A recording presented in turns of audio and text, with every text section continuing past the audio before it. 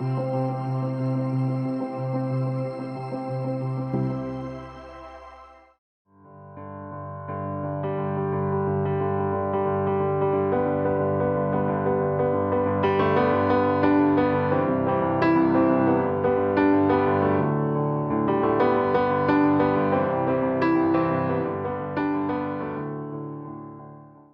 noite a todos. Vamos dar início à nossa atividade do livro Agenda Cristã, de André Luiz, psicografia de Francisco Cândido Xavier.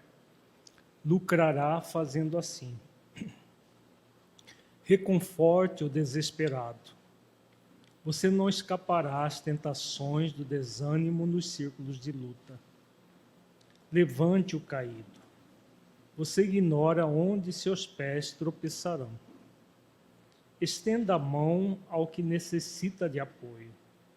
Chegará seu dia de receber cooperação. Ampare o doente. Sua alma não está usando um corpo invulnerável. Esforce por entender o companheiro menos esclarecido. Nem sempre você dispõe de recursos para compreender como é indispensável. Acolha o infortunado. Nem sempre o céu estará inteiramente azul para seus olhos. Tolere o ignorante e ajude-o. Lembre-se de que há espíritos sublimes que nos suportam e socorrem com heróica bondade. Controle o triste. Você não pode relacionar as surpresas da própria sorte. Auxilie o ofensor com seus bons pensamentos. Ele nos ensina quão agressivos e desagradáveis somos ao ferir alguém. Seja benévolo para com os dependentes. Não se esqueça de que o próprio Cristo foi compelido a obedecer. Vamos elevar os nossos pensamentos a Jesus, rogando a Ele que nos abençoe a todos. Mestre, amigo, ampara-nos, Senhor, em mais esta noite, que aqui nos encontramos para refletirmos acerca das leis divinas, trabalhando a justiça divina dentro de nós. Ampara-nos para que possamos prosseguir refletindo sobre as leis que somos convidados a cumprir para viver melhor, para viver em paz e feliz. Ser conosco nesse ideal maior, Senhor. Ampara-nos para que possamos prosseguir conscientes do caminho a ser percorrido sempre. Graças por tudo, ampara-nos hoje e sempre. Prosseguindo o estudo reflexivo das dimensões do espírito imortal, estamos trabalhando o módulo 2, Justiça Divina e Consciência, libertando-se da cultura da culpa pela ação responsável. Hoje nós temos o nosso 7º encontro, Justiça Divina e Consciência, a 4ª parte. O objetivo é refletir sobre a justiça divina e a sua relação com a nossa consciência, onde ficam registrados todos os nossos atos na trajetória evolutiva como espíritos imortais. Nós estamos estudando um texto do livro Libertação, de André Luiz, que é uma descrição que André Luiz faz das regiões das trevas no atendimento ao espírito Gregório.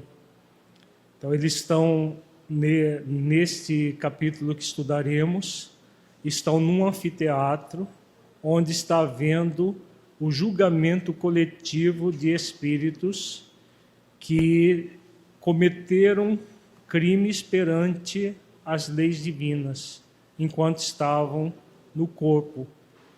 Esses crimes não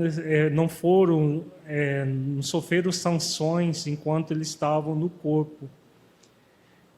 São crimes conscienciais. E por serem crimes conscienciais, independente do que aconteceu com as pessoas enquanto estavam no corpo, por uma questão da própria lei de atração ou lei de afinidade, essas pessoas ou se localizam nas regiões umbralinas. Nós trabalharemos um pequeno texto do livro Nosso Lar que fala sobre isso, ou vão para as regiões das trevas, que é mais densa ainda do que as regiões umbralinas. Como nós temos refletido, das regiões umbralinas começa na crosta terrestre e vai até uma camada da atmosfera, e as regiões das trevas começam na crosta até o núcleo da Terra, as regiões das trevas. Antes vamos meditar sobre a justiça divina e a sua relação com a consciência. Vamos fechar os olhos, entre em contato com você mesmo em essência e pergunte-se: que noções você tem do funcionamento da justiça divina?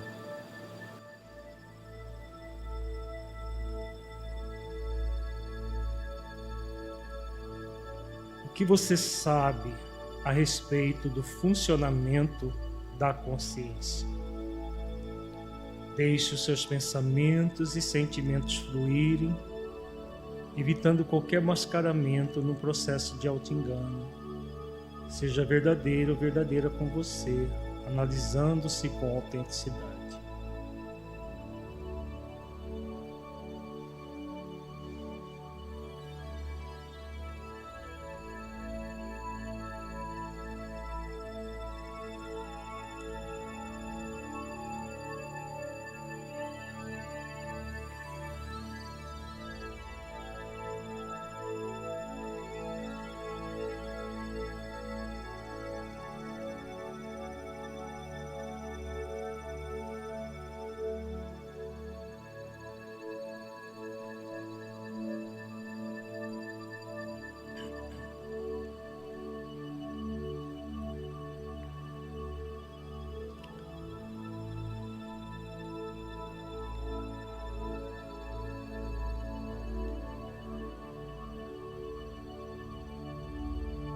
Gradualmente vamos voltando ao estado de vigília para a reflexão doutrinária.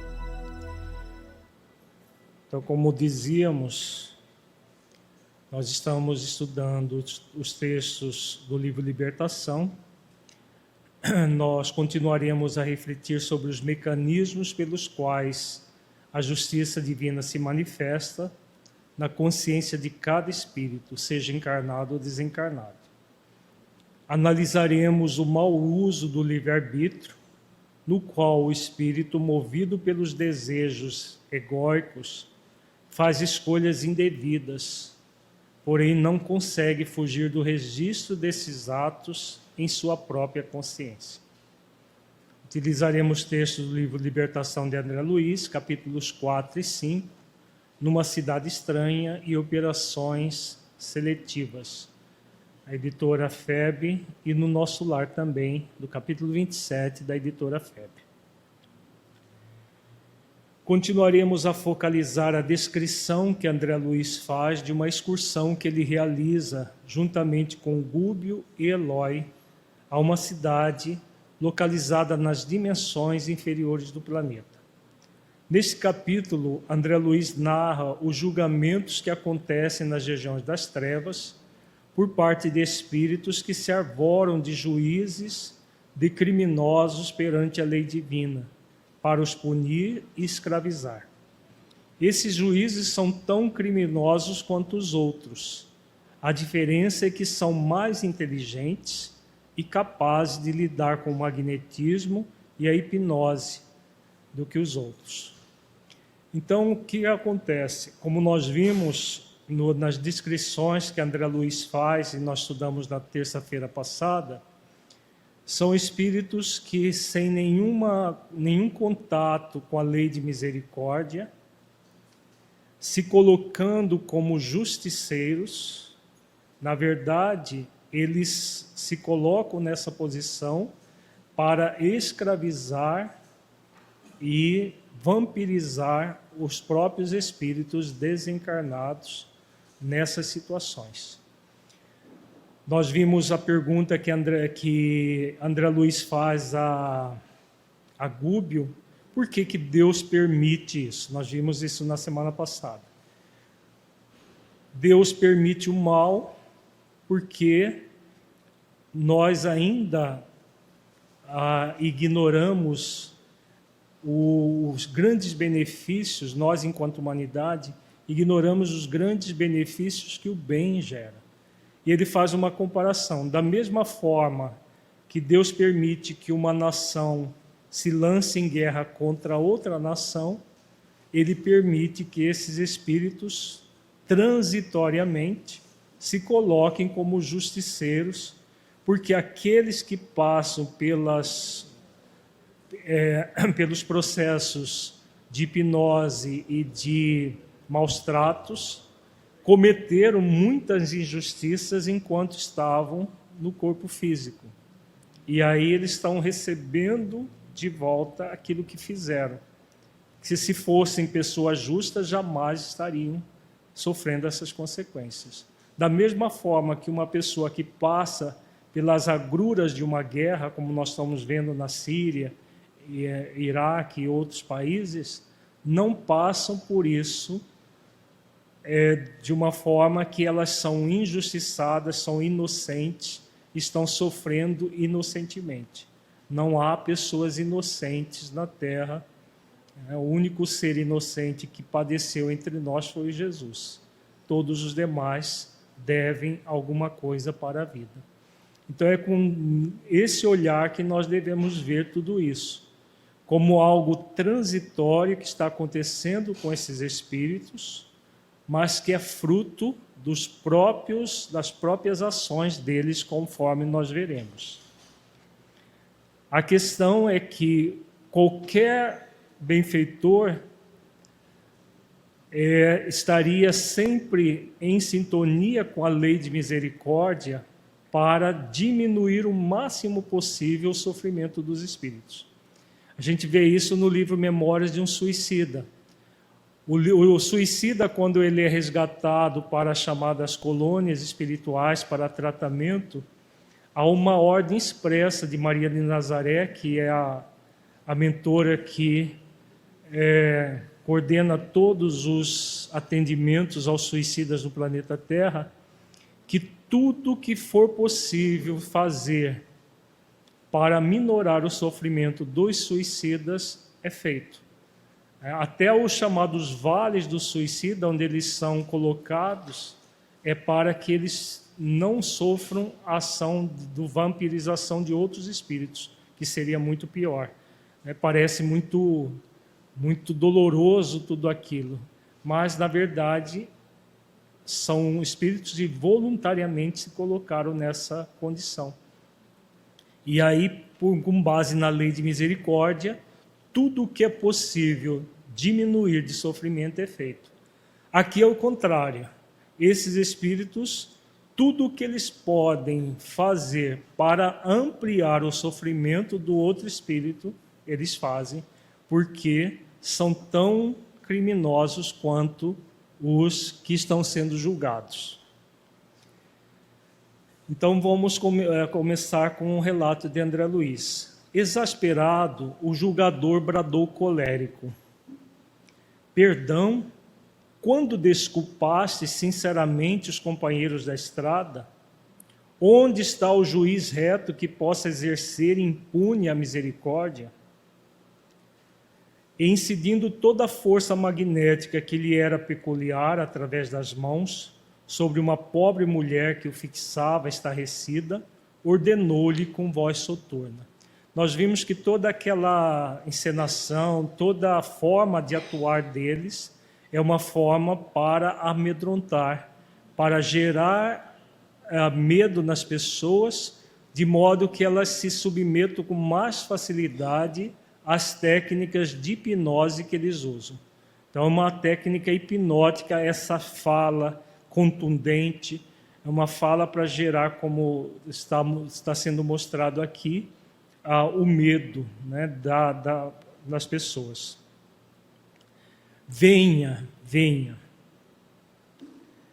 Com expressão de sonâmbula, a infeliz obedeceu à ordem, destacando-se da multidão e colocando-se embaixo, sob os raios positivos da atenção dele.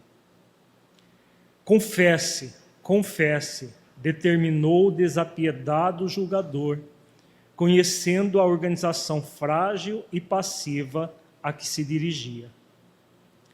A desventurada senhora bateu no peito, dando-nos a impressão de que rezava o confiteor, e gritou lacrimosa: perdoai-me, perdoai-me, ó Deus meu. Esse confiteor é aquela oração católica que a pessoa fala da culpa, minha culpa, minha culpa, minha máxima culpa. Uma oração criada na Idade Média exatamente para fomentar a culpa nas pessoas, fomentar todo um processo de culpabilidade no ser. Tem muito a ver com aquela visão teológico-dogmática da vida que nós trabalhamos nos primeiros encontros. E como se estivesse sob a ação de droga misteriosa, que a obrigasse a desnudar o íntimo diante de nós, falou em voz alta e pausada: matei 4 filhinhos inocentes e tenros, e combinei o assassínio de meu intolerável esposo. O crime, porém, é um monstro vivo. Perseguiu-me enquanto me devorei no corpo. Tentei fugir-lhe através de todos os recursos, em vão. E por mais buscasse afogar o infortúnio em bebidas de prazer, mas me chafurdei no charco de mim mesma. Então, nós estamos vendo aqui, a partir da ação magnética, hipnótica do julgador, ela começa em público, ali ela está no centro do anfiteatro, as pessoas observando, e ela vai colocando todos os crimes cometidos, né? E como ela diz aqui, o crime é um monstro vivo, perseguiu-me enquanto me demorei no corpo.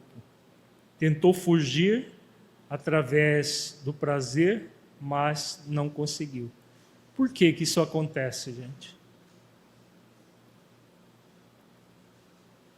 Porque tudo fica registrado na consciência.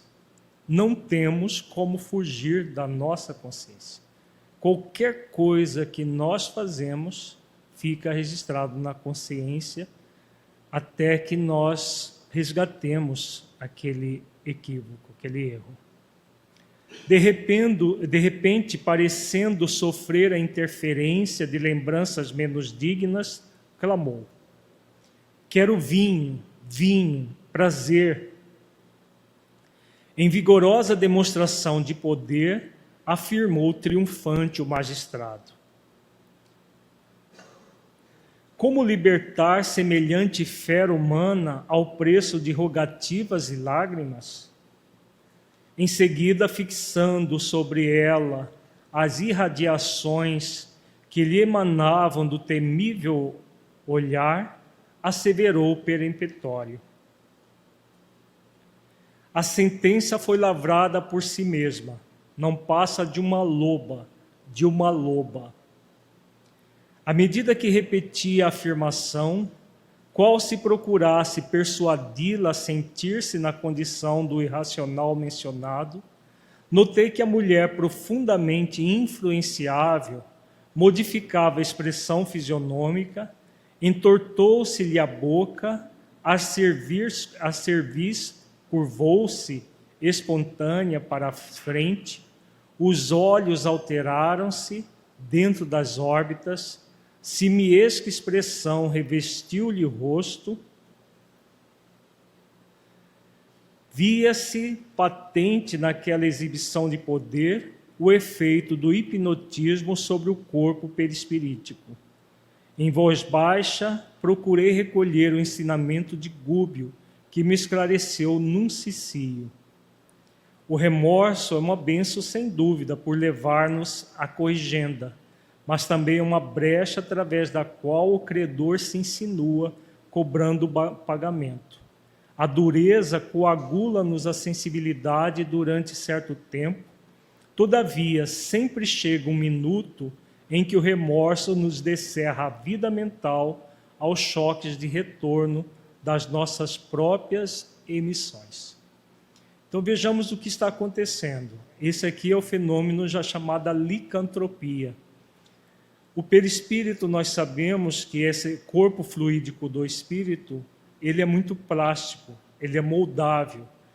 O que molda o perispírito é a própria mente do espírito.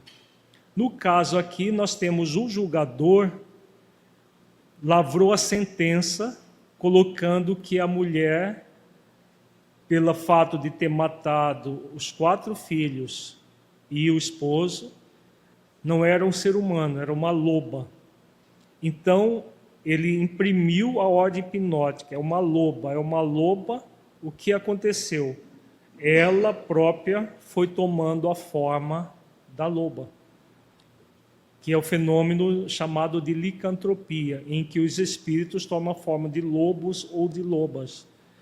E existem outros animais, eles tomam forma de cobras, de macacoides, de gorilas, de vários animais, que é chamada zoantropia, os vários tipos de animais que muitas vezes esses espíritos tomam sob a ação hipnótica de outros espíritos. E aí o que o Gúbio fala, o que gera isso é o remorso. Porque o remorso, apesar de ser um início de um processo que o espírito pode depois chegar ao arrependimento, porque há uma diferença entre remorso e arrependimento, nós já vimos muito claro, o arrependimento é sempre positivo, o remorso é o movimento da pessoa entrar numa culpa tão intensa que ela se julga, se condena e se pune o tempo todo. Ele não deixa de ser, no nível da intenção positiva, um desejo de fazer justiça, de se libertar dos erros cometidos. Mas o grande problema do remorso é que ele constrange o ser.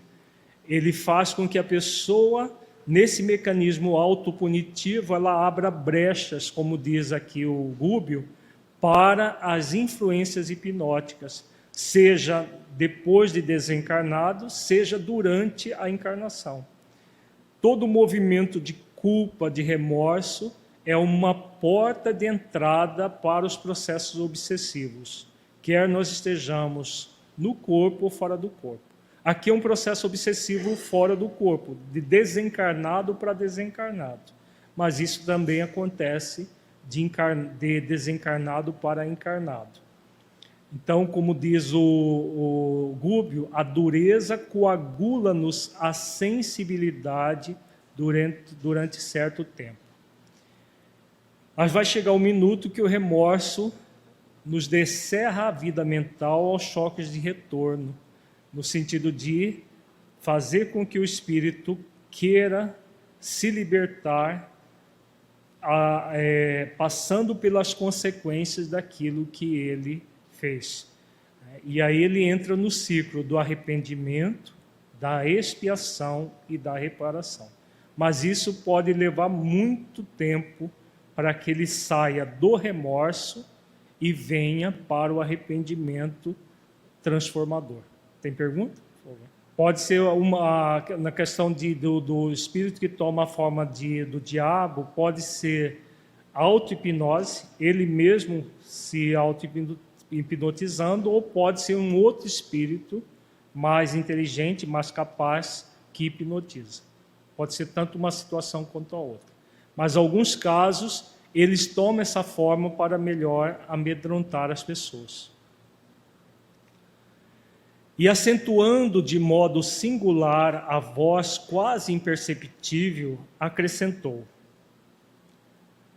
temos aqui a gênese dos fenômenos de licantropia, inextricáveis ainda para a investigação dos médicos encarnados. Lembras-te de Nabucodonosor, o rei poderoso a que se refere a Bíblia? Conta-nos o livro sagrado que ele viveu sentindo-se animal durante 7 anos. O hipnotismo é tão velho quanto o mundo e é recurso empregado pelos bons e pelos maus, tomando-se por base, acima de tudo, os elementos plásticos do perispírito.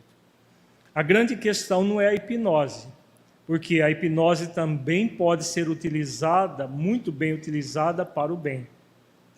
Aqui a hipnose está sendo utilizada para o mal. No caso da lembrança aqui de Nabucodonosor, foi o rei da Babilônia, que durante um período, num processo obsessivo, ele tomou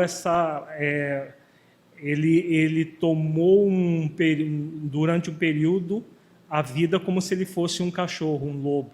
Então ele comia como cachorro, como lobo, durante esse período de 7 anos.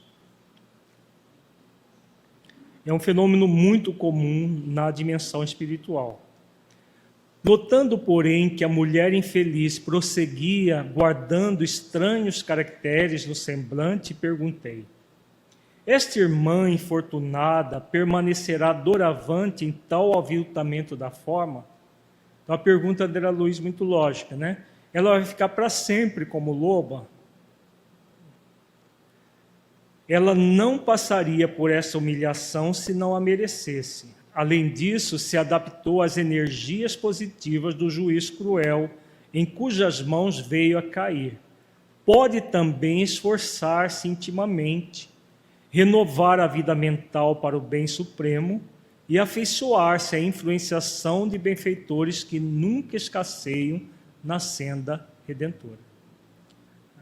Então, da mesma forma que existem os espíritos empedernidos no mal, que fazem esse tipo de julgamento, nesses mesmos ambientes existem espíritos voltados ao bem. Os próprios espíritos superiores visitam essas regiões periodicamente. Nas obras de Filomeno mostram essas visitas. E aqui também do caso do Libertação, o Gúbio era um espírito superior, trabalhando nessa região. Da mesma forma que existem os influenciadores para o mal, existem os benfeitores que conclamam ao bem. Aí entra aquilo que nós vimos na semana passada. Qual é a lei que Gúbio está falando aqui novamente? Nós estudamos essa lei na semana passada, no texto dele, na fala dele também. Que lei é essa? É uma lei de ordem prática. Que a pessoa deve se submeter para sair dessa situação. Da mesma forma que ele entrou por um processo de remorso, para ela sair, qual é a lei que ela... Progresso está vinculado a todo o movimento de ascensão do espírito. É uma lei bem prática, que nós vimos essa lei na semana passada. Também, né? Lei de causa e efeito está envolvida. Lei do esforço. Sem o esforço, porque da mesma forma que ela se deixou levar pelo processo obsessivo para momentaneamente tomar forma de loba, ela vai ser convidada a muito esforço de alto amor para voltar a ter uma forma humana, para reencarnar, refazer todos os caminhos criminosos que ela palmilhou enquanto estava encarnada. Tá? Fala, gente. Como que pode uma pessoa que está no meio, uma pessoa, um espírito que está no meio de tantas, vamos dizer, laranjas podres, né? e sem a ajuda espiritual devida, claro que Deus não abandona, sabemos de tudo isso, mas tipo, como que ela consegue se libertar desse ciclo ali tão contagioso, né? Onde todos estão na mesma sintonia? Como que é feito esse... Você falou sem ajuda espiritual, na verdade é com ajuda Não, espiritual. com a ajuda espiritual, que eu digo assim... Sem ajuda espiritual é impossível. Não tem jeito. Né? Então é com a ajuda espiritual, mas sem o esforço individual da criatura, a mudança não acontece. Porque a ajuda a pessoa a se ajudar. Nós vamos ver o texto do André Luiz, do Nosso Lar, que fala dessas ajudas que existem no mundo espiritual. Agora, sem o esforço da pessoa de se reeducar mentalmente, emocionalmente, não há como sair de nenhuma doença, de nenhum problema. Eu queria dizer assim, como que ela vai se esforçar para sair desse quadro se ela está hipnotizada aí nesse caso, entendeu o que eu estou querendo dizer? Da mesma forma que ela se deixou hipnotizar por causa do remorso, na hora que ela verdadeiramente se arrepender, ela entra em conexão com a lei de misericórdia, com a lei de amor, justiça e caridade, e aí ela vai fazer o trabalho de arrepender-se, expiar e reparar. Isso acontece com todos os espíritos. Todos os espíritos, por mais criminoso que seja, cedo ou tarde, porque todos nós somos uma essência divina. Então é muito importante lembrar disso. Ela não é criminosa, ela está criminosa. Ela praticou atos criminosos, mas ela é uma essência divina.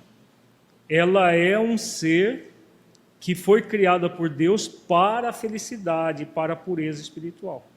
Então não há nenhum espírito que cedo ou tarde não entre nesse ciclo ligado à lei de reparação, que está intimamente ligado à lei de justiça, amor e caridade. O arrependimento, a expiação e a reparação. O que acontece é que a maioria dos espíritos só vai entrar nesse ciclo depois de muito sofrimento, que é o caso dela.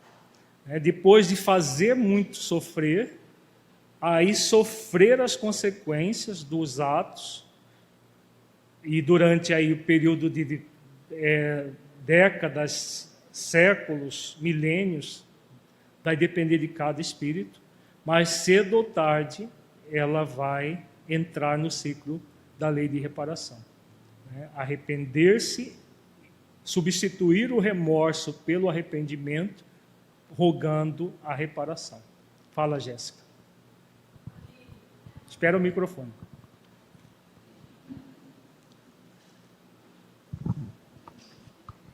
Eu acho que a minha pergunta é boba, mas eu não consigo entender por que o benfeitor falou se adaptou às energias positivas do juiz cruel. Por que ele colocou esse termo, energias positivas? Por que energia positiva? Aqui não é positiva no sentido de negativo ligado ao mal e positivo ligado ao bem. Positiva as energias intensas, hipnóticas, não é positivo de positividade ligado ao bem. É ligado à intencionalidade. É só isso. Talvez o termo mais correto seria as energias incisivas do juiz cruel. Mas é a questão da linguagem, que não significa que seja positivo, benéfico. Tudo, André, em casos como este, se resume a problema de sintonia. Onde colocamos o pensamento, aí se nos desenvolverá a própria vida. Então, aquilo que nós temos refletido a cada terça-feira aqui. Se nós nos voltamos ao mal, nós colhemos o mal. Se nós nos voltamos ao bem, nós colhemos o bem. E aí é importante lembrar que o bem é realizar o bem no limite das forças, porque não fazer o bem já é um mal, conforme nós já estudamos muitas vezes, conforme apregou a questão 642 do Livro dos Espíritos. Somos convidados a fazer o bem no limite das nossas forças, porque nós responderemos por todo o mal que advier de não termos feito o bem. O orientador não conseguiu continuar. Ao redor de nós, as lamentações se fizeram estridentes. Interjeições de espanto e dor eram proferidas sem rumo. O magistrado que detinha a palavra determinou silêncio e exprobou asperamente a atitude dos queixosos. Logo após, notificou que os espíritos seletores se materializariam em breves minutos e que os interessados poderiam solicitar deles as explicações que desejassem. Concomitantemente, ergueu as mãos em mímica reverencial e, fazendo-nos sentir que presidiam ao estranho cenáculo, fez uma invocação em alta voz, denunciando nos gestos a condição de respeitável hierofante em grande solenidade. Terminada que foi a locução, vasto lençol nebuloso, semelhante a uma nuvem móvel, apareceu na tribuna que se mantinha até então despovoada. Tudo isso é para impressionar, são efeitos de magnetismo. E pouco a pouco, diante de nossos olhos assombrados, 3 entidades tomaram forma perfeitamente humana, apresentando-se uma delas, a que no porte guardava maior autoridade hierárquica, pequeno instrumento cristalino nas mãos. Ambos os acólitos da personalidade central do trio tomaram folhas de apontamento num cofre vizinho e, ladeando-a, desceram até nós em silêncio. Inesperada quietação tomou a turba, dantes agitada. Ainda não sei de que recôndita organização provinham tais funcionários espirituais.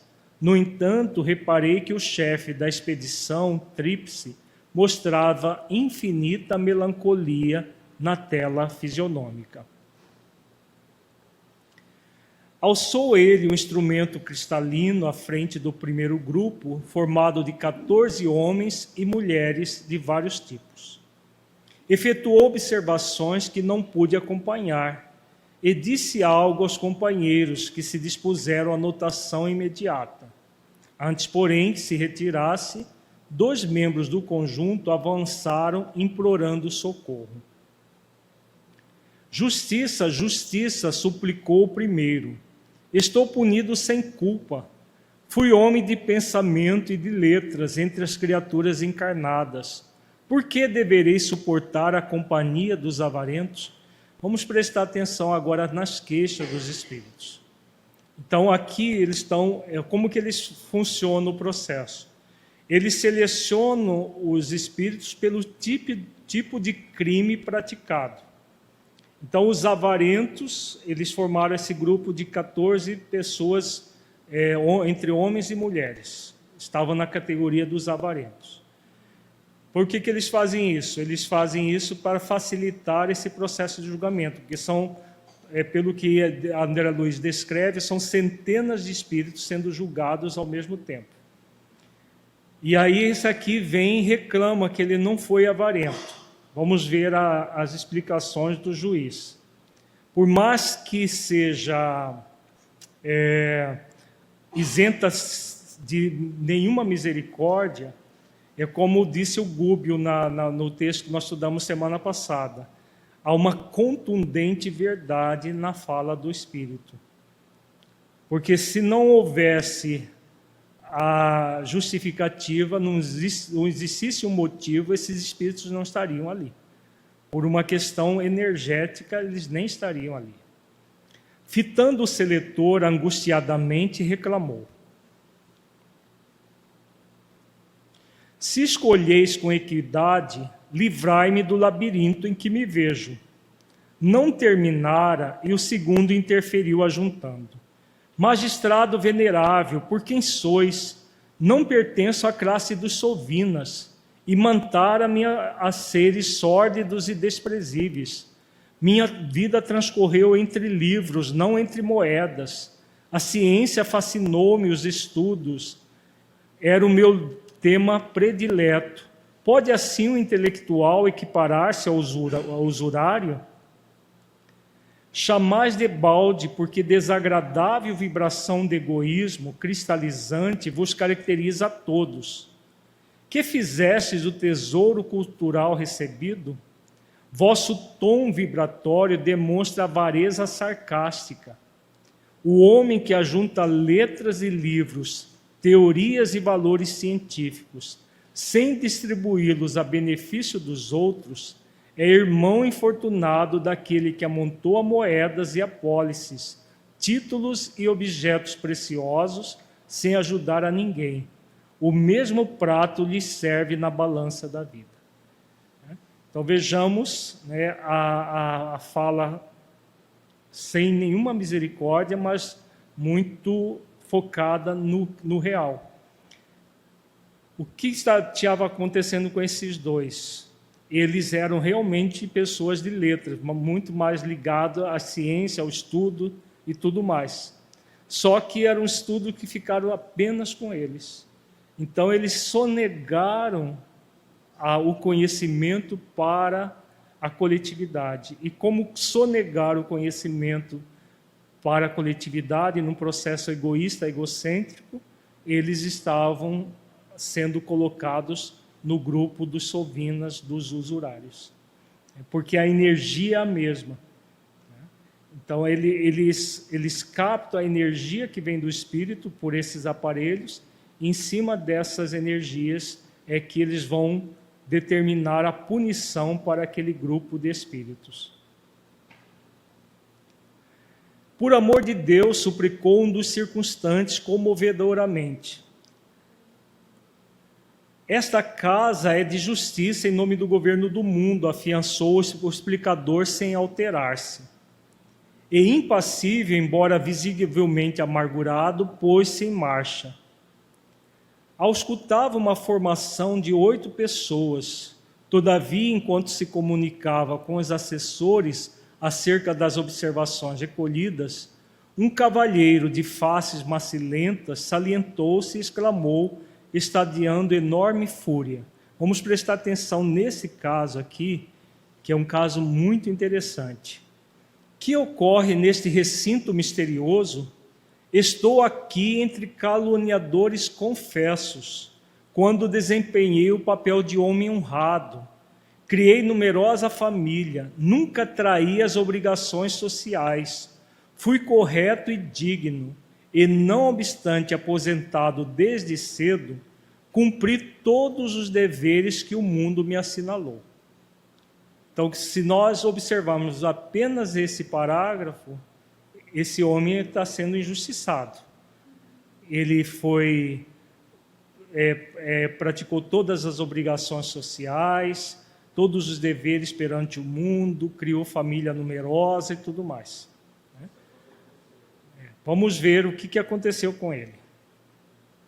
Na verdade, com acento colérico, aduzia aflito: quem me acusa? Quem me acusa? Vejamos que tudo fica na consciência do espírito. Ele próprio se acusa. Não precisa falar nada, ele, pela própria energia, ele se acusa.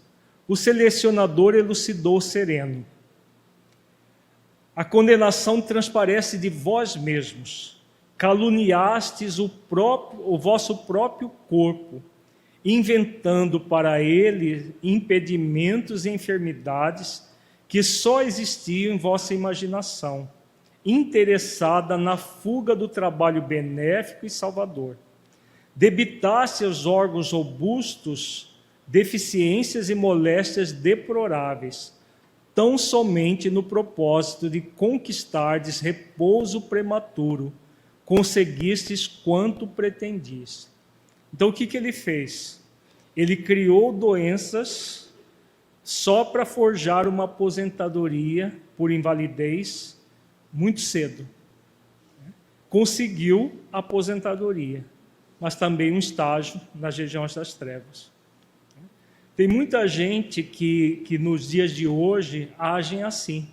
Penso que ludibriam, né? Funcionário público que chega atrasado, está o tempo todo fingindo que está trabalhando. Tem gente que passa a vida toda fingindo que está trabalhando, fingindo que está.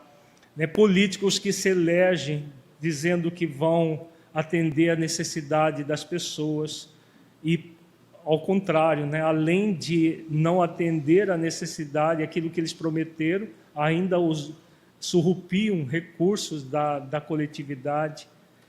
Pensam que estão ludibriando, né? Eles são os espertos e os otários são os outros, os que pagam a aposentadoria desse tipo. Né? Tem pessoas que, mesmo licitamente, aposentam aos 50 e poucos anos e continuam trabalhando mais 20, 30 anos, ganhando aposentadorias, às vezes, vultosas, principalmente no nosso país, muito injusto.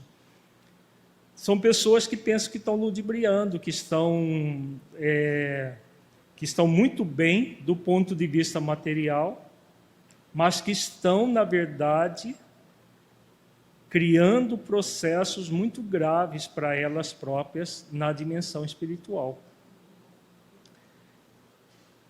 Empenhastes amigos, subornastes consciências delituosas e obtiveste o descanso remunerado durante 40 anos de experiência terrestre, em que outra ação não desenvolvesse senão dormir e conversar sem proveito.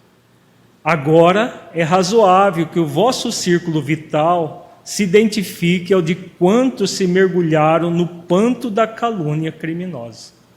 Então vejamos que parece tudo muito inocente, né?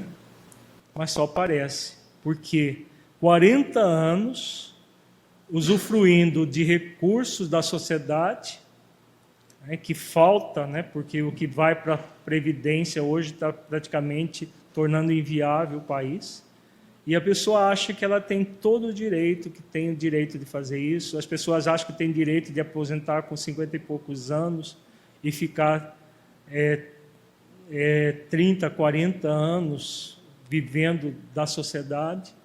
E, na verdade, são processos injustos, mas que qualquer injustiça praticada que possa ser legal, né? Porque há uma diferença entre o legal e o justo.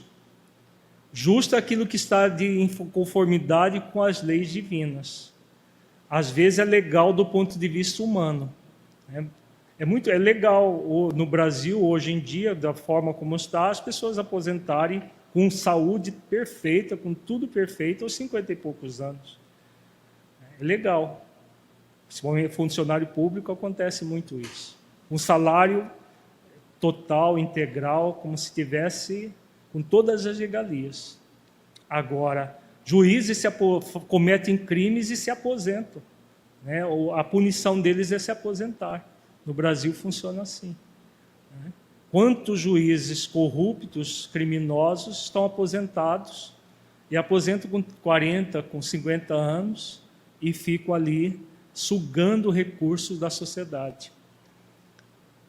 Estão cometendo atos que podem ser legais, mas que, perante a justiça divina, vão ficar registrados nas próprias consciências. O infeliz não teve forças para a tréplica, submeteu sem lágrimas a argumentação ouvida e retomou o lugar que lhe competia.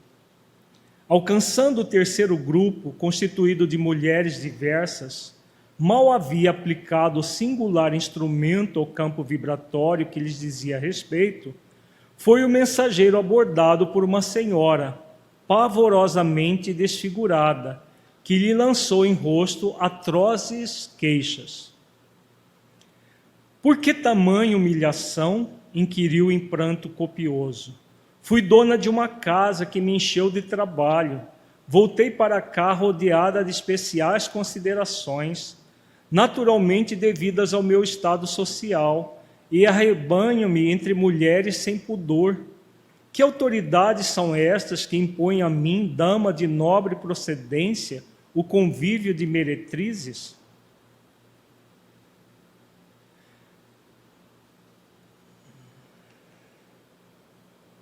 Forte crise de soluços embargou-lhe a voz. O selecionador, no entanto, dentro de uma calma que mais se avizinhava da frieza, declarou sem reboços: estamos numa esfera onde o equívoco se faz mais difícil. Consultai a própria consciência. Vejamos que eles usam realmente a verdade de uma forma nua e crua. Ninguém está naquela região inocentemente.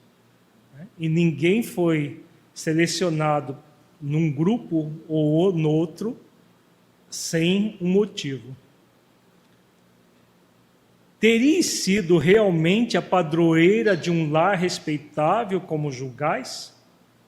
O teor vibratório assevera que as vossas energias santificantes de mulher, em maior parte, foram desprezadas.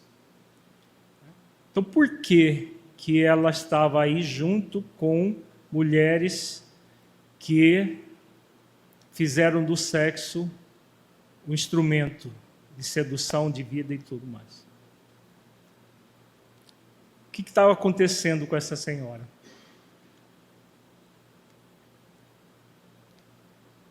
Vejamos que são crimes que a justiça humana não cataloga como crime. Adultério, por exemplo, até pouco tempo atrás era crime. Não era... era crime. Agora já não é mais. Virou normal, né? Perante a lei de amor, justiça e caridade, adultério é crime ou não? Então, provavelmente foi algo assim. Ela tinha uma aparência de dama da sociedade, aparentemente muito respeitada, mas que nos bastidores, como ele diz aqui, não desprezou as energias santificantes de mulher, praticou ações de adultério.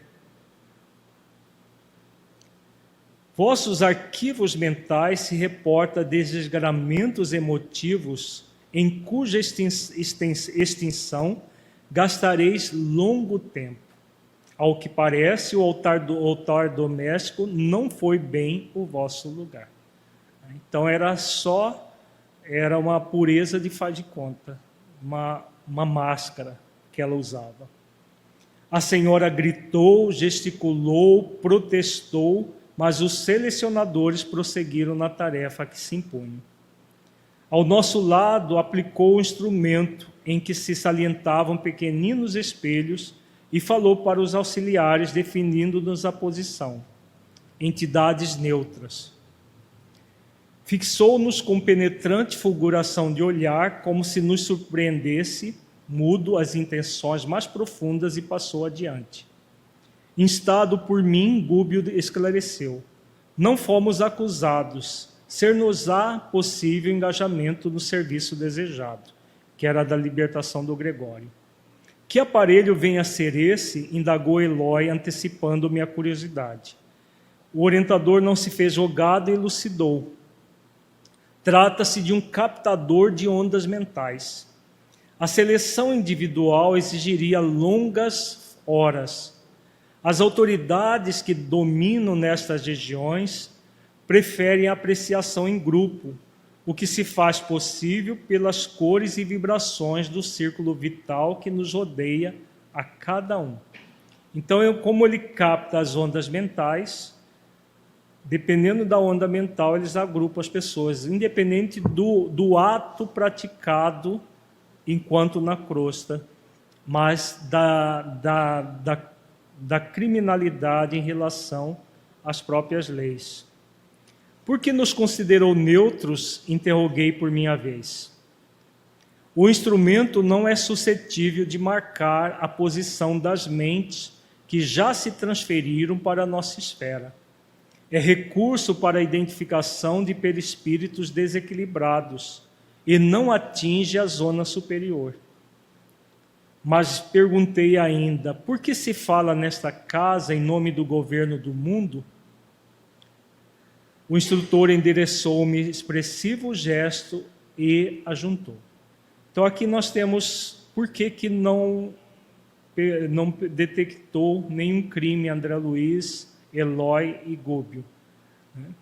Porque, na verdade, eram os espíritos que estavam vindo de uma esfera mais alta. Então, o aparelho só capta energias de espíritos que estão nessa dimensão inferior.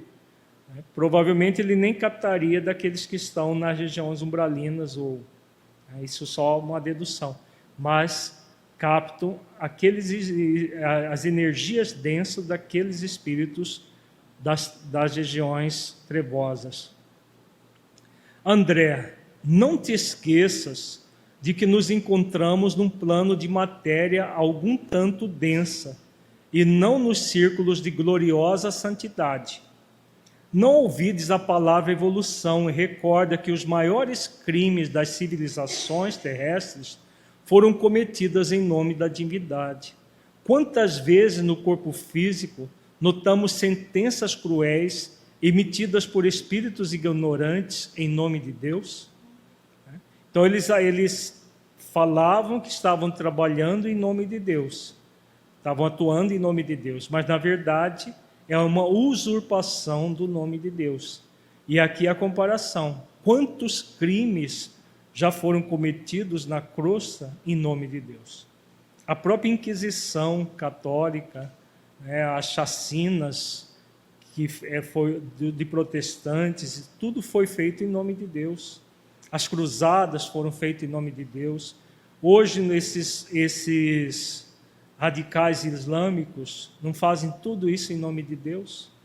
Explodem o próprio corpo, explodindo dezenas de pessoas juntas em nome de Deus. Então é uma usurpação do nome de Deus. Não que a Deus precisasse desses juízes implacáveis para que a lei de justiça prevalecesse. Mas se há espíritos nessa condição, os que estão passando por isso não são injustiçados. Aí que entra a lei divina, porque ninguém que está passando por uma situação dessa é injustiçado. Tem pergunta, por favor?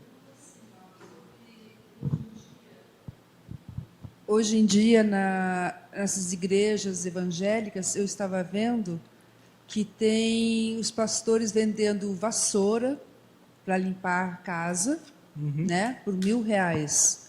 Aí vendem vinho, suco, ungido, por R$1.000 cada um. Sim. Essas pessoas que estão lá e acreditam nisso, elas vão responder por isso, ou a ignorância delas ameniza? A ignorância ameniza, mas não é aquela questão. São cegos conduzindo cegos. O que Jesus disse sobre isso? Lembra? Vão cair no fosso juntos. Então são cegos conduzindo cegos. Os que estão fazendo isso são materialistas. Eles acham que morreu, acabou. E eles acham que eles são espertos, ludibriando os idiotas, os ignorantes. E eles são espertos. Eles, na verdade, o comércio mais nefando que se faz na face da terra, que é o comércio em nome de Jesus e de Deus. Eu estava no supermercado essa semana e aí eu fiquei pasma de ver que tinha 2 senhoras e um senhor. Quando eu me dei de conta, uma das senhoras estava tipo assim, dando passagem para um espírito. E o senhor botando a mão na testa dela, fazendo a desobsessão ali, no supermercado. E eu fiquei parada, olhando, e assim, aí daqui a pouco passou, tá tranquilo, pronto, acabou. Na verdade é exorcismo, né? Não é desobsessão. Desobsessão é no ambiente espírita.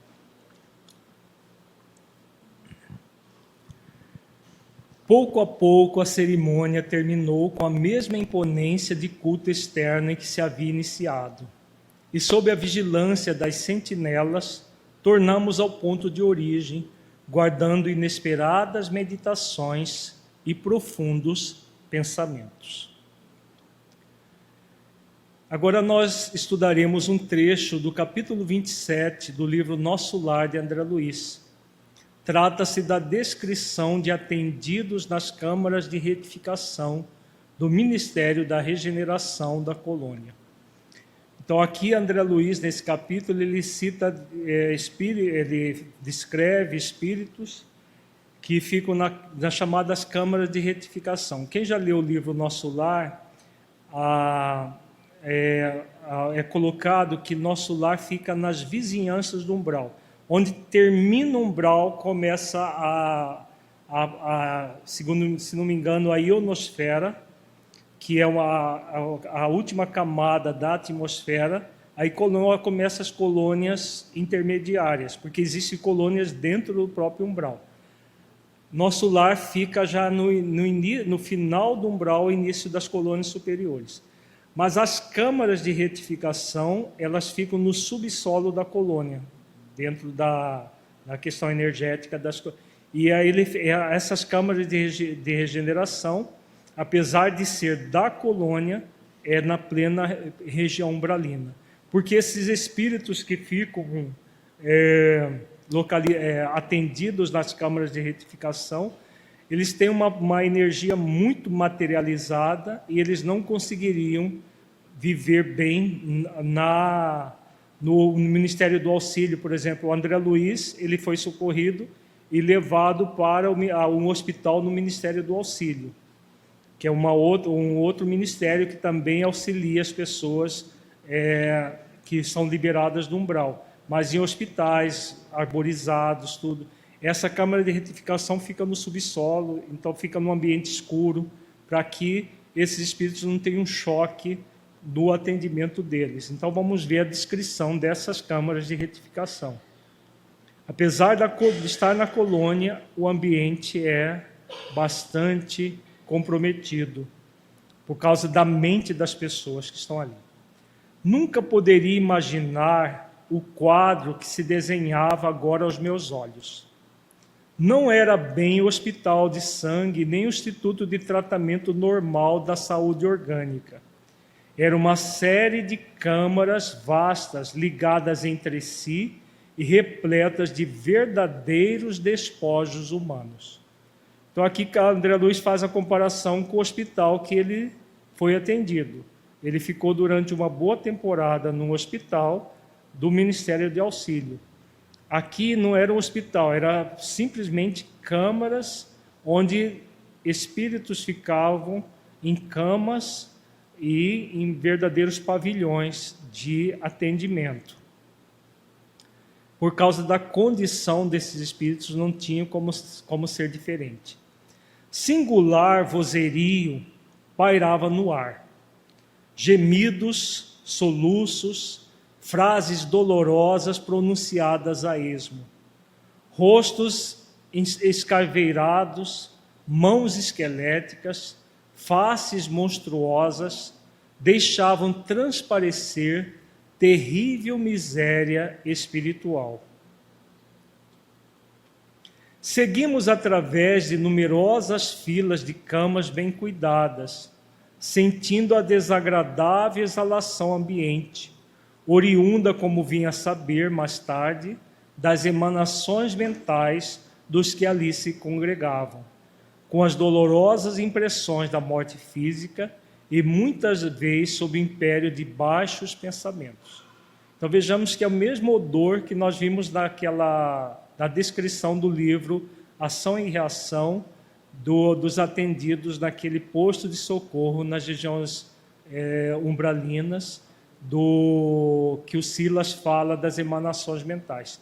Como são espíritos que, quando estavam no corpo, muito sensualistas, quando eles morrem, eles não desencarnam propriamente dito. Então, por causa do sensualismo, o que acontece? As emanações do próprio cadáver e a energia mental dos próprios pensamentos fazem com que eles emanem esse odor desagradável. É um odor de carniça, de corpo em putrefação que eles exalam. Reservam-se estas câmaras explicou o companheiro bondosamente, apenas a entidades de natureza masculina. Tobias, Tobias, estou morrendo a fome e sede, bradava um estagiário. Socorro, irmão, gritava outro. Por amor de Deus, não suporto mais, exclamava ainda outro. Coração alanceado ante o sofrimento de tantas criaturas, não contive a interrogação penosa. Meu amigo, como é triste a reunião de tantos sofredores e torturados. Por que este quadro angustioso? Tobias respondeu sem se perturbar. Não devemos observar aqui somente dor e desolação. Lembre, meu irmão, que esses doentes estão atendidos, que já se retiraram do umbral onde tantas armadilhas aguardam os imprevidentes, descuidosos de si mesmos. Nesses pavilhões, pelo menos, já se preparam para o serviço regenerador. Quanto às lágrimas que vertam, recordemos que devem a si mesmos esses padecimentos. A vida do homem está centralizada onde centralize ele o próprio coração. Então vejamos a ótica, né? André Luiz viu dor e desolação. Ele estava vendo atendimento. Porque imagina esses espíritos no umbral. Se lá num leito, num pavilhão, mesmo que fosse num pavilhão, eles já estavam no leito, atendidos com todo carinho. No umbral, a situação deles é muito mais dolorosa. Então, já é uma melhoria. Como a melhoria do espírito depende dele próprio, não tem como os benfeitores fazerem algo diferente.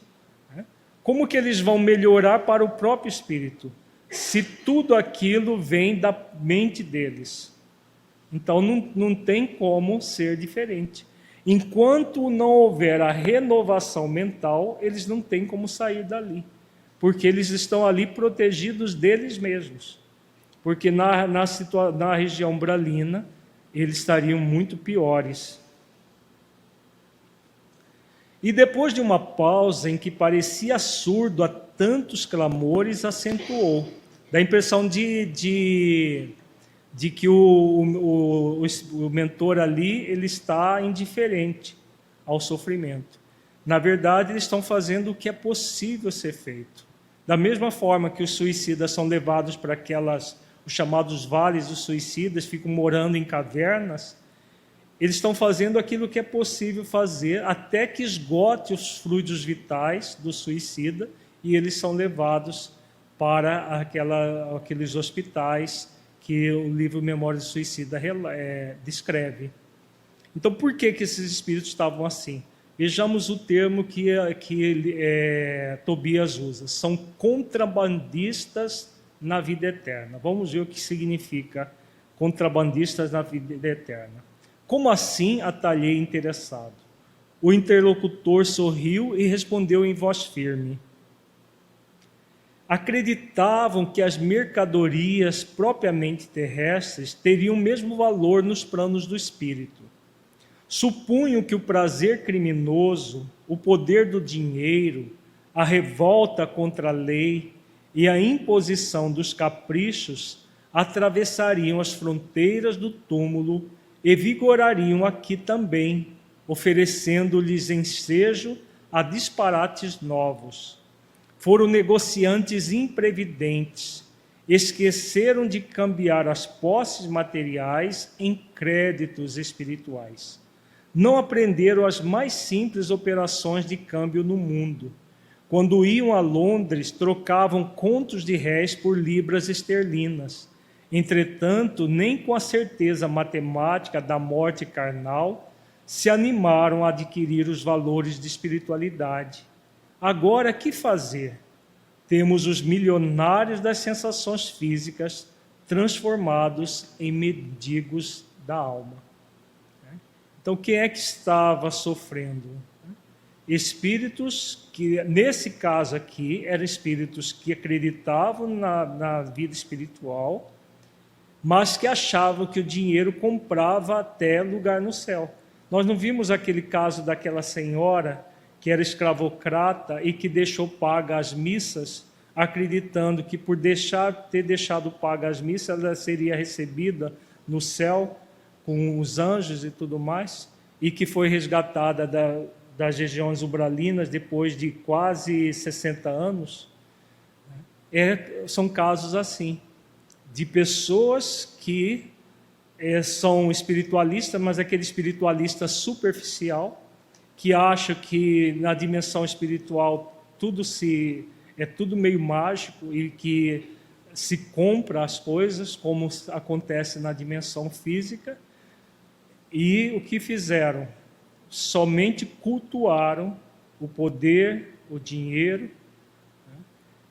Hoje nós diríamos, né, e não vão para Londres, vão para Nova York, vão para a Suíça, vão para os paraísos fiscais e trocam reais por dólares. Né? A libra esterlina não está muito em moda como era no início do século passado, porque isso aqui, a moeda no Brasil era os contos de réis, né? Era o réis que era a moeda, e que essas pessoas que estavam ali ligadas à pátria brasileira fizeram isso, né? Eles cultuaram a matéria, acreditando que no reino do espírito seria a mesma coisa. Então, são contrabandistas da vida eterna, milionários no corpo, mendigos na dimensão espiritual.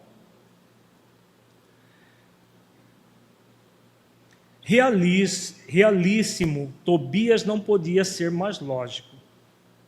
Meu novo instrutor, após distribuir conforto e esclarecimento a granel, conduziu-me à vasta câmara anexa, em forma de grande enfermaria, notificando. Agora vamos ver a diferença desses espíritos para os outros.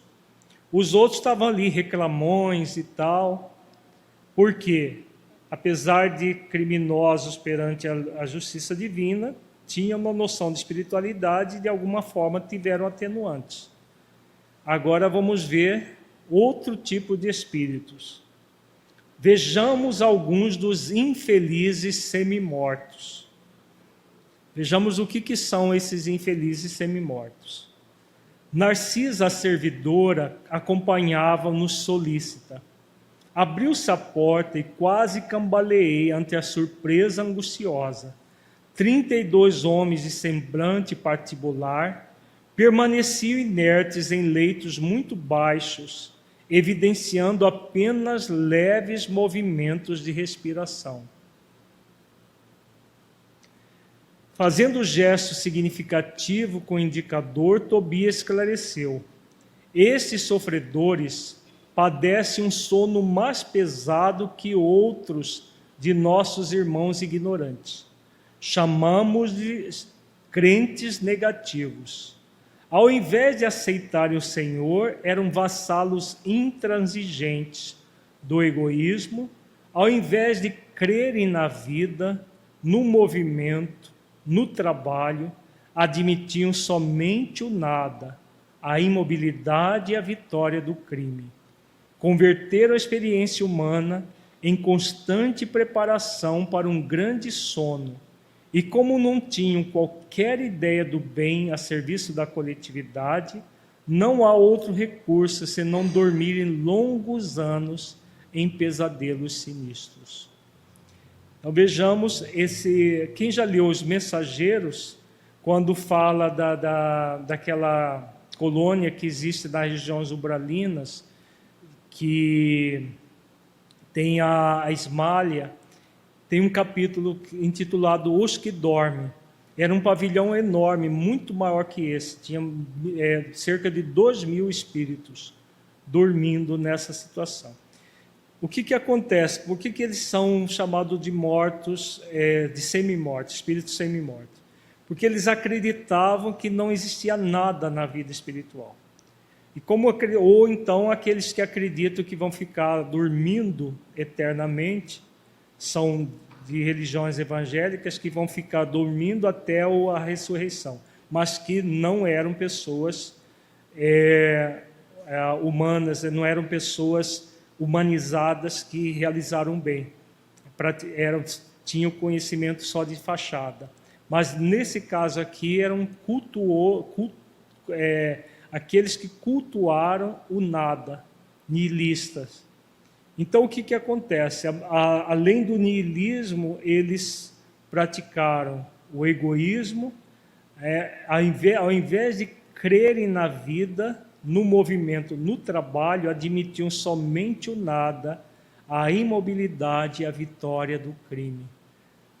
Então, utilizaram de todos os recursos intelectuais para cometerem crimes, e crimes nem sempre vistos como crimes.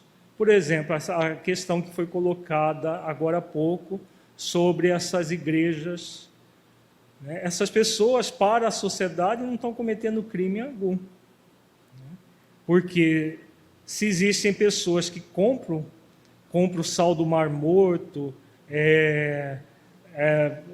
pedaço de cruz de Jesus, que eles vendem aos borbotões, pagam tudo que ganham, precisam de dar uma parte para a igreja, obrigatoriamente. Então, parece que essas pessoas não estão cometendo crimes. Mas são crimes muito piores do que aqueles que estão, por exemplo, traficando drogas. Porque estão traficando as coisas sagradas, gerando um processo na coletividade de passividade, daquela coisa se eu comprar, se eu pagar, eu vou ter as benesses de Deus. E claro que existe aqui os enganadores e existem os enganados porque gostam, porque querem ser enganados, mas estão sendo ludibriados. E tudo isso é o quê? São os chamados crentes negativos. Por quê? Eles acreditam na matéria. E como acreditam na matéria, vivem para o material, vivem para tudo que é material, acreditando que depois não há nada. Se realmente não houvesse o nada, ser correto, ser ético, seria uma idiotice sem tamanho. Por quê? Daqui a pouco todo mundo morre, não tem nada na dimensão espiritual, não existe dimensão espiritual, não existe Deus, não existe nada. Então, quem usufrui de recursos da sociedade, quem é os criminosos que vivem no luxo, à custa da sociedade, esses que seriam os espertos. Mas essa realidade não é a realidade da vida. A realidade da vida é que nós somos espíritos imortais, momentaneamente, num corpo físico. Essa é a realidade.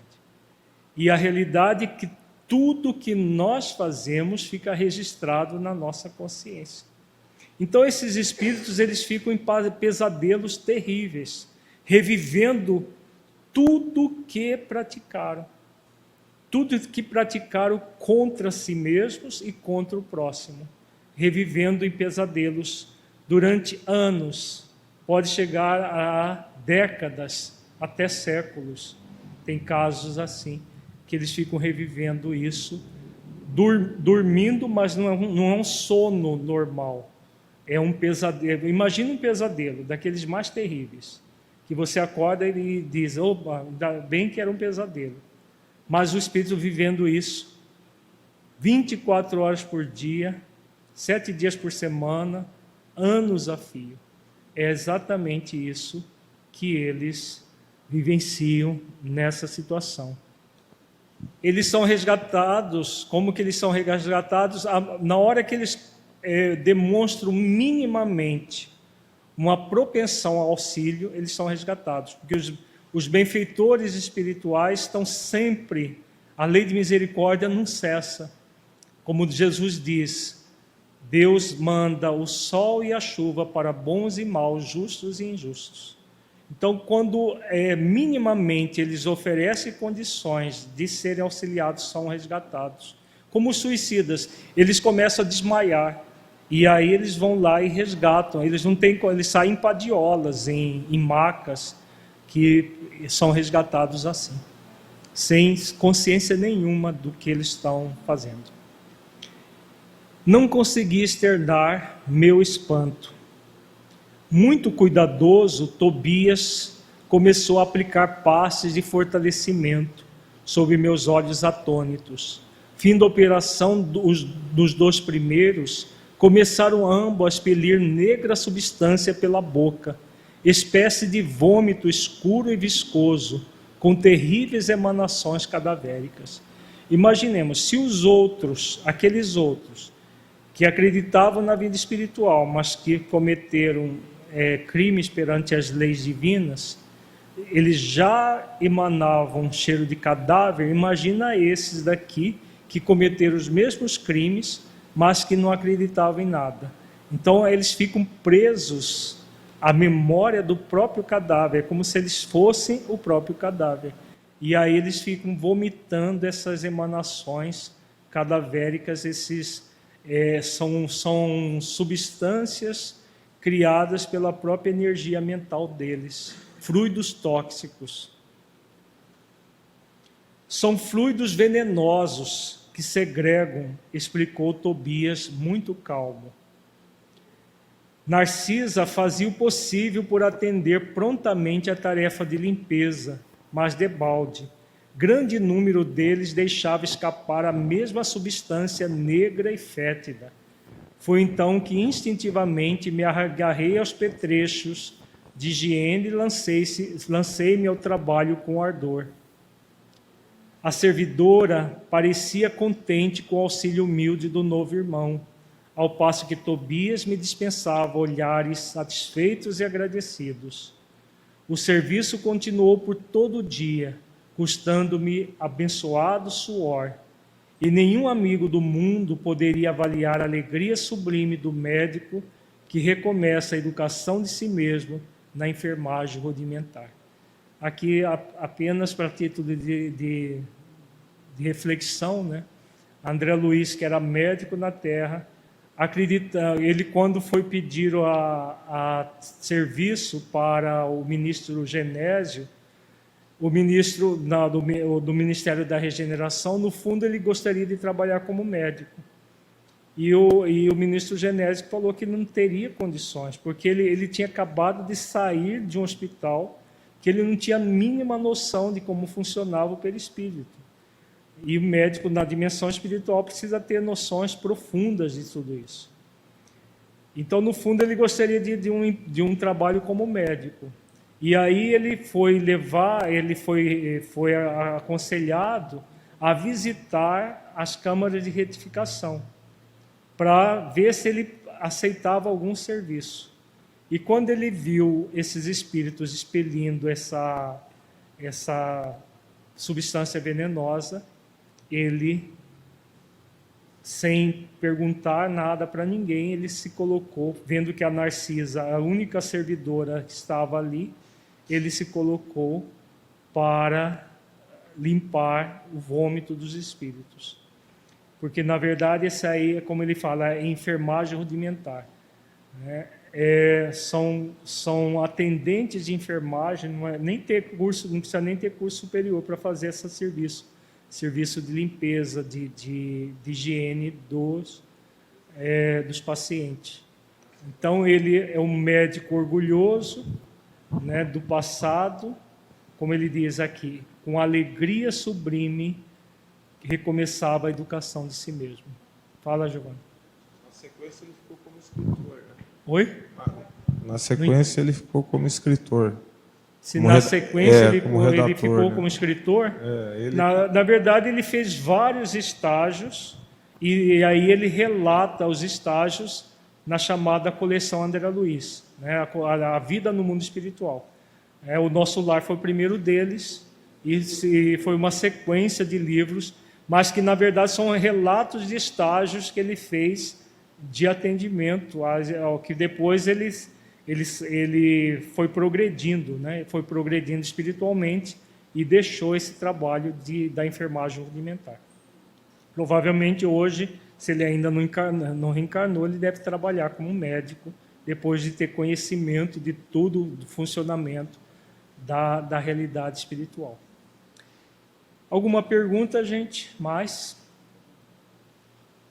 Então vamos para a nossa avaliação reflexiva.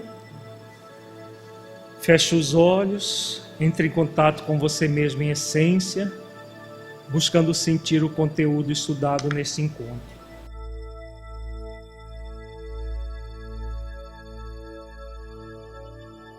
Do conteúdo que você entendeu que se aplique à sua vida.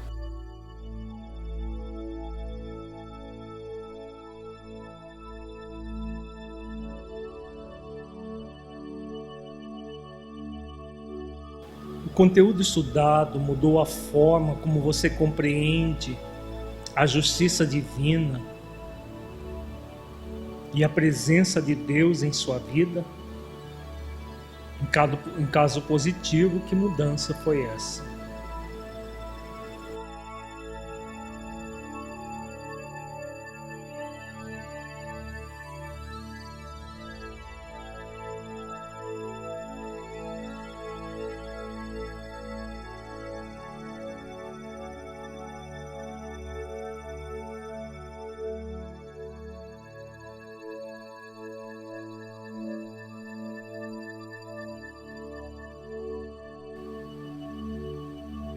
Neste encontro, refletimos sobre a justiça divina e a sua relação com a nossa consciência, de modo a assumirmos a responsabilidade pela nossa transformação moral. Que ações você está disposto ou disposta a realizar para seguir as vozes alerta que vêm de sua consciência, de modo a realizar o bem no limite das suas forças, evitando todo o mal, seja o mal ativo, seja o mal passivo? Reflita sobre as ações que você pode realizar para produzir esse bem, de modo a ter cada vez mais a sua consciência tranquila, em paz com você mesmo.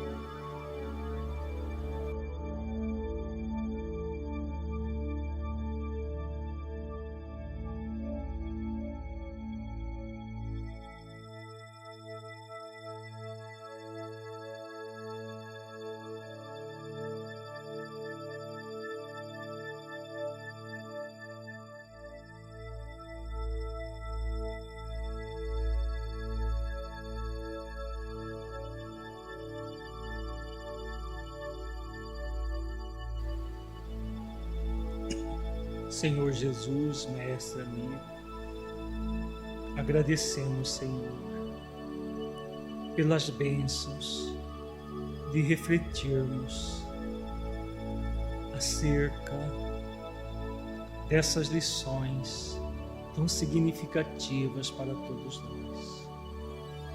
Ampara-nos a todos, Senhor, para que possamos cada vez mais ter a consciência dos objetivos que a vida nos oferece para produzir o bem. Que possamos nos conscientizar que vale a pena realizar esses esforços de produzir o bem no limite das nossas forças. Se conosco nesse ideal, Senhor. Ampara-nos hoje e sempre. Gratos por tudo.